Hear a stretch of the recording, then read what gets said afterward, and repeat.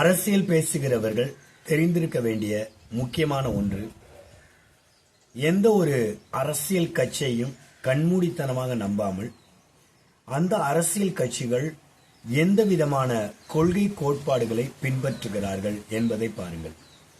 அவர்கள் சமூக நீதி கொள்கையை பின்பற்றுகிறார்களா அல்லது சமூக அநீதியான கொள்கைகளை பின்பற்றுகிறார்களா? நாம பின்பற்றுகிற இந்த அரசியல் கட்சி தலைவர்கள் அல்லது அரசியல் கட்சி அது எந்த அந்த கோட்பாட்டுக்கு கீழே இருக்கிறது? அந்த அரசியல் கட்சி என்பது சமூக நீதி சார்ந்து ஒரு கோட்பாட்டு அடிப்படையில் இருந்தால் அதை நாம் ஏற்றுக்கொள்ளலாம், அதை நாம் பின்தொடரலாம். எதையுமே கண்மூடித்தனமாக நம்பவே கூடாது. காரணம், நம்முடைய மையப்புள்ளி என்பது கொள்கையாகத்தான் இருக்க வேண்டும், கோட்பாடாகத்தான் இருக்க வேண்டும், அரசியல் தலைவர்கள் அல்ல. காரணம், அரசியல் தலைவர்கள் என்றைக்கும் மாறிவிடலாம். இன்றைக்கு ஒன்றில் இருப்பாங்க, நாளைக்கு வேற ஒன்றுக்கு போய்விடுவாங்க. ஆனால் கொள்கை என்பது நாம உறுதியாக இருக்க வேண்டும்.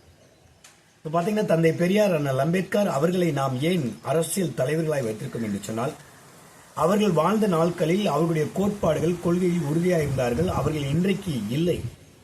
ஆகையினால் அவர்களுடைய நிலைமை மாறப்போவதில்லை. அதனால அவங்களை நம்ம நம்முடைய கொள்கை தலைவர்களாக அண்ணல் அம்பேத்கர், தந்தை பெரியார், அறிஞர் அண்ணா, முத்தமிழ் அறிஞர் கலைஞர் அவர்களை நம்முடைய தலைவர்களாக நம்ம வைத்திருக்கிறோம். ஆனால் இன்றைக்கு இருக்கிற தலைவர்களை நம்ம அப்படியே கண்மூடித்தனமாக ஏற்றுக்கொள்ளக்கூடாது. யாராக இருந்தாலும், எந்த தலைவராக இருந்தாலும் அவர்கள் என்ன பேசுகிறார்கள், அந்த பேச்சின் அடிப்படை சமூக நீதி சார்ந்து இருக்கிறதா நம்ம சிந்தித்து பார்க்கணும். சமூக நீதி சார்ந்து இருந்தது என்று சொன்னால் நாம அதை ஆதரிக்கலாம், அதை ஏற்றுக்கொள்ளலாம், அதை நாம் பரப்பலாம். இன்னைக்கு நாம எல்லாம் என்ன பண்ணிக்கிட்டு இருக்கோம்னா, கண்மூடித்தனமாக ஏதோ ஒரு நபரை நாம உயர்த்தி பிடிக்கிறோம், ஏதோ ஒரு நபரை நாம கொண்டாடுகிறோம், தோளில் தூக்கி சுமக்கிறோம். அப்படி அல்ல.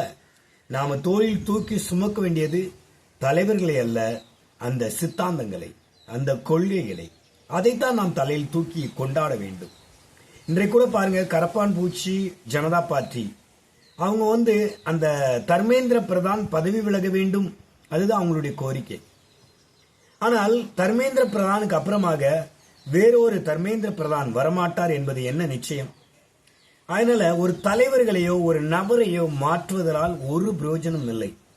நம்முடைய கோரிக்கை என்பது தெளிவாக இருக்க வேண்டும், மக்களுடைய தேவை சார்ந்து இருக்க வேண்டும். அதுதான் நம்முடைய போராட்ட களத்தின் மைய புள்ளியாக இருக்க வேண்டும்.